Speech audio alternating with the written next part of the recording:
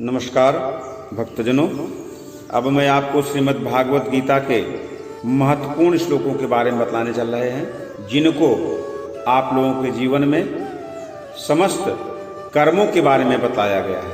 आपका जीवन कैसा है, आपको कैसे रहना है, जीवन में सफलता कैसे मिलेगी और यह आत्मा कैसे अजर अमर है और यह शाश्वत कैसे है, इस पर हम आपको चर्चा करेंगे, जिसमें यह एक महत्वपूर्ण साधन है। आप लोग सावधान होकर सुने।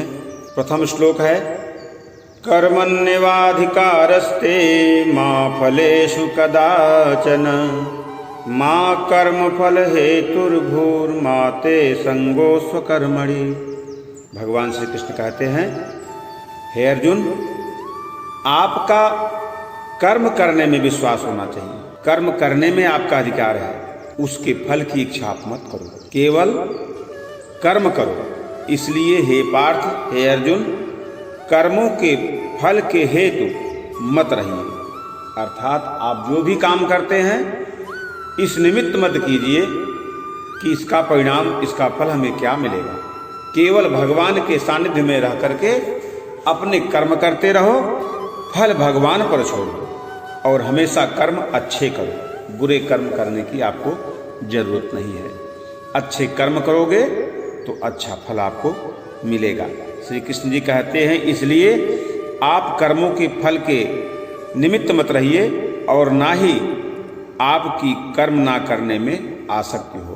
केवल भगवान के सानिध्य में रह करके अपने कर्म को करते जाइए, इसका फल आपको अवश्य अच्छा मिलेगा। दूसरा श्लोक, यदा यदा हि धर्मस्य ग्लानिर्भवति भारत अभ्युत्थानमधर्मस्य तदात्मानं सृजाम्यहम्। हे पार्थ, हे भारत, हे अर्जुन, जब जब धर्म की हानि होती है, अर्थात अधर्मी लोग ज़्यादा बढ़ जाते हैं, भगवान की पूजा पाठ, उनका ध्यान, उनका बंधन, उनको भुला दिया जाता है, पाप की वृद्धि हो जाती है, कुकर्म बढ़ जाता है, तब भगवान स्वयं नारायण धर्म की रक्षा के लिए, भक्तों की रक्षा के लिए, ब्राह्मणों की रक्षा के लिए, गाय की रक्षा के लिए स्वयं नारायण अवतार लेते हैं और अवतार लेकर के अधर्म का नाश करते हैं। तीसरा श्लोक, परित्राणाय साधूनां विनाशाय च दुष्कृतां धर्म संस्थापनार्थाय संभवामि युगे युगे।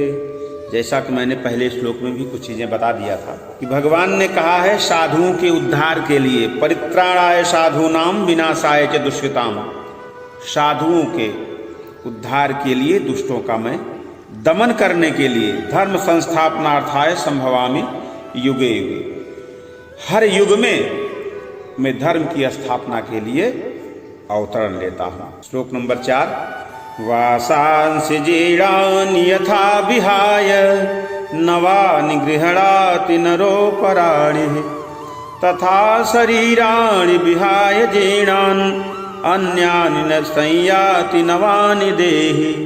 भगवान कहते हैं, हे अर्जुन, यह आत्मा ऐसे है जैसे हम वासांस जीर्णानि यथा विहाय, जैसे मनुष्य पुराने फटे वस्त्रों का त्याग कर देता है और नए वस्त्र धारण करता है, उसी प्रकार तथा शरीराणि विहाय जीर्णान् अन्यानि संयाति नवानि देहि, उसी प्रकार यह आत्मा पुराने जीर्ण हुए शरीर का त्याग करके नूतन जीवन धारण करता है। इसमें परोक्ष अप्रत्यक्ष की परेशानी होने की जरूरत नहीं है। केवल भगवान के निमित्त उनका ध्यान करते रहिए। मरना जीना कुछ नहीं है। यह आत्मा शाश्वत है, अमर है, अजर है। ना तो इसका कभी नाश होता है और ना ही इसका कभी अंत होता है। जैसे हम वस्त्र को पुराना समझ कर त्याग कर देते हैं और नए वस्त्र को धारण करते हैं, उसी प्रकार यह आत्मा भी अपने इस पुराने जीर्ण शरीर को त्याग करके नूतन शरीर में प्रवेश कर जाती है। तो इस पर आपको जन्म मरण की चिंता नहीं करनी चाहिए। श्लोक नंबर 5, सर्वधर्मान् परित्यज्य मामेकं शरणं व्रज अहं त्वा सर्वपापेभ्यो मोक्षयिष्यामि मा शुचः। भगवान कहते हैं, हे पार्थ, हे अर्जुन, सब धर्मों को त्याग कर केवल मेरी शरण में आओ, मैं तुम्हें सभी पापों से मुक्ति दिला दूंगा। तुम किसी प्रकार की चिंता मत करो, केवल मेरा ही अनुसरण करो, मेरे बताए हुए मार्गों पर चलो, भक्ति ज्ञान को साथ में रखो और दुष्प्रवृत्ति को मत अपनाओ। केवल हमारी शरण में आ जाओ और हमारा ही केवल चिंतन करो। ऐसा करने से मैं तुम्हें अर्थात सभी मनुष्यों को मोक्ष प्रदान करूंगा।